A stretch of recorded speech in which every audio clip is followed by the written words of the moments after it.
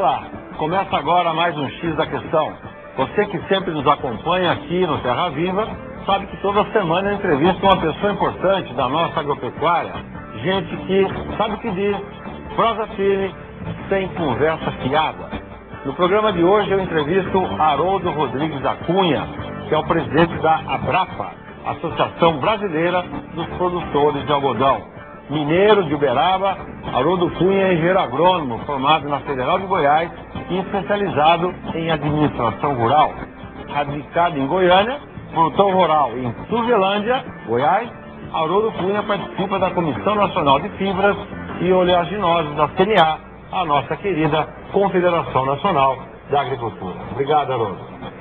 Prazer estar aqui. Conta pra gente de cara, como é que é? Você é mineiro, foi embora para Goiás? Quando é que foi isso? Exatamente. A família nossa toda de Minas, de Uberaba.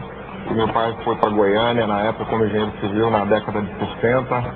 Começou trabalhando na engenharia civil e depois foi para a agricultura e pecuária no sudoeste do estado. Então eu sou mineiro só de nascimento mesmo, mas minha vida inteira em Goiânia. Foi de menino para lá.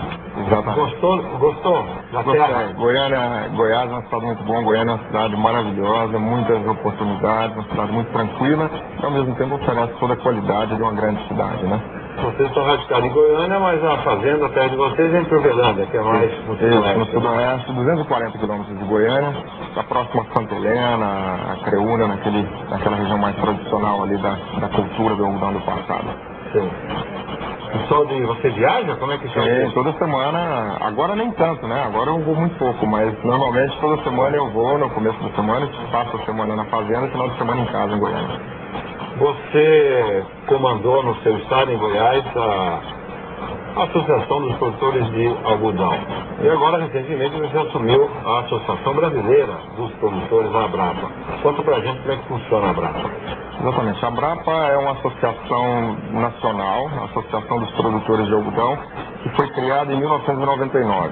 Na verdade, antes da Abrapa, os cotonicultores do Mato Grosso, que vinham num processo de expansão na década de 90, tiveram alguns problemas em 94 e depois começaram a ver que o Estado tinha uma necessidade muito grande e fundaram a AMPA, Associação Mato Grossense, em 1997. E depois disso viram que havia necessidade de uma associação maior que envolvesse todo o país. E aí foi criada a Abrapa. Depois da Abrapa foram incentivadas as associações estaduais. Então todo estado que produzisse algodão começou a ter uma série uma organização muito grande do setor e foram criadas as associações estaduais, fundações de pesquisa também, em função de um programa de incentivo fiscal que passou a existir no Mato Grosso, depois na sequência em Goiás. Então hoje essa organização está presente em 9 estados, comandada pela Abrapa, mas associações estaduais que participam do dia a dia da associação. A nossa sede em Brasília, e temos aí uma história já, esses quase 10 anos já, temos muita luta e algumas histórias de sucesso, né? Bastante evidentes pela nossa característica de organização. Aglutina só produtores, não as indústrias. Exatamente. Não, a associação é só de produtores. Nós temos um relacionamento muito bom. Hoje são 3 associações no setor algodoeiro, que são bastante fortes na cadeia. Isso. Nós temos a Abrapa, que aglutina os produtores, a ABIT da indústria têxtil e a ANEA, que é a Associação Nacional dos Exportadores de Algodão. Então essas 3 associações, elas representam os setores diferentes dentro da cadeia, mas de uma maneira bastante integrada, até mesmo hoje facilitado pela Câmara Setorial dentro do Ministério da Agricultura. Então é um relacionamento muito mais positivo do que já foi no passado, que a gente vê em alguns outros setores, onde produtor e indústria têm sérios embates aí, então o nosso setor está um pouquinho mais organizado, uma convivência mais igualitária, vamos dizer assim. Se um cotonicultor estiver aqui nos assistindo e quiser ser sócio da Abrapa, pode? Ele tem que se associar à associação estadual onde ele produz. Estadual. As associadas da Abrapa são as associações dos estados, então o produtor diretamente não chega à Abrapa, ele chega através da sua estadual. E a relação de vocês com o sistema da CNA? Porque você participa também da Comissão Nacional de Fibras, etc. Vocês têm uma boa relação. Exatamente. Hoje a sede da Abrapa, inclusive, é dentro do prédio da CNA. Em Brasília. em Brasília. Então nós temos uma relação muito boa. Nos estados também, a própria AGOPA, que eu presidi inicialmente, era no prédio da Federação da Agricultura, a AMPA é no prédio da Federação da Agricultura no estado do Mato Grosso, de modo que a gente tenha um relacionamento bom e que os assuntos do algodão sejam tratados dentro da CNA com a prioridade, por exemplo, da Abrapa, né? A Abrapa que conduz, que é sempre consultado quando o assunto é específico ao algodão. Então isso é uma coisa que a gente conseguiu muito bem nos estados e consegue também ter esse tipo de convivência, esse tipo de relacionamento dentro da CNA.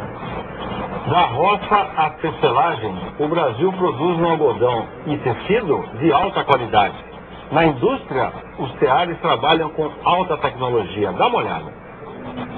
O Brasil é o quarto maior produtor de algodão do mundo e precisa de uma grande estrutura para fomentar sua indústria. Produzido em larga escala, é manufaturado em inúmeras fábricas espalhadas pelo país. A matéria-prima vem principalmente do estado do Mato Grosso, responsável por 70% da produção nacional. Nessas fábricas, o produto chega em grandes remessas e é classificado por cor, sujeira, resistência e comprimento. O algodão brasileiro é de ótima qualidade. Tem um comprimento de 32 milímetros, é resistente e maleável. Como o algodão em seu estado bruto acumula muita sujeira, ele precisa passar por 10 processos de limpeza, que retiram pouco a pouco suas impurezas para ser utilizado. Depois de limpo, o produto passa de um tubo de ventilação direto para o processo de paralelização, que serve para uniformizar a fibra e garantir uma melhor textura.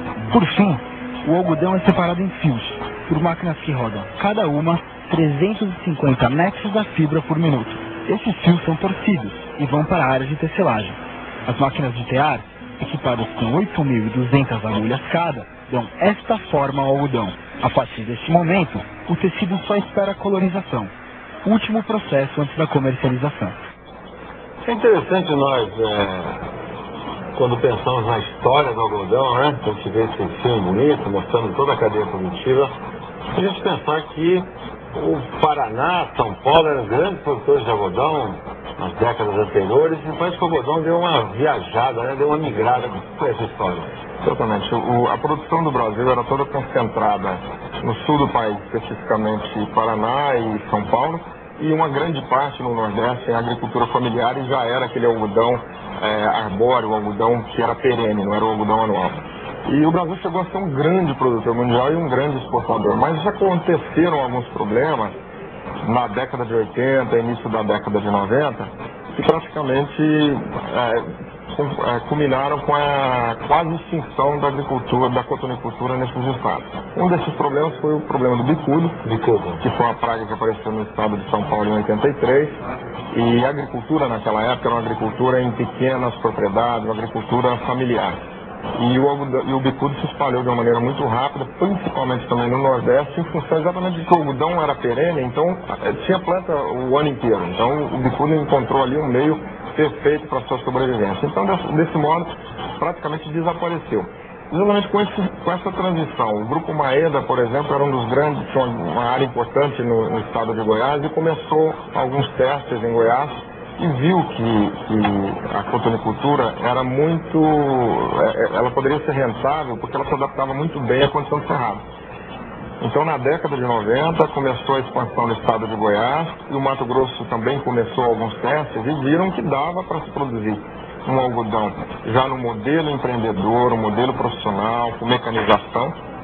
E aí essa migração, ajudada por problemas climáticos no sul, perdas constantes de safra, aí veio o problema das importações, quer dizer, naquela mesma época a gente não tinha uma política definida para comercialização, importava-se sem nenhuma barreira, com juros há mais de um ano, juros internacionais baixos, de uma maneira que... Exatamente. O Brasil passou de um exportador para o segundo maior importador de algodão no ano de 95, desculpa. Então, essa mudança foi atual. E aí, ela foi dando certo exatamente porque a condição climática de Goiás, com o empreendedorismo do grande produtor, vamos dizer, a questão da mecanização, colheita mecanizada, isso tudo foi desenvolvendo de uma maneira muito rápida e rapidamente o país mudou.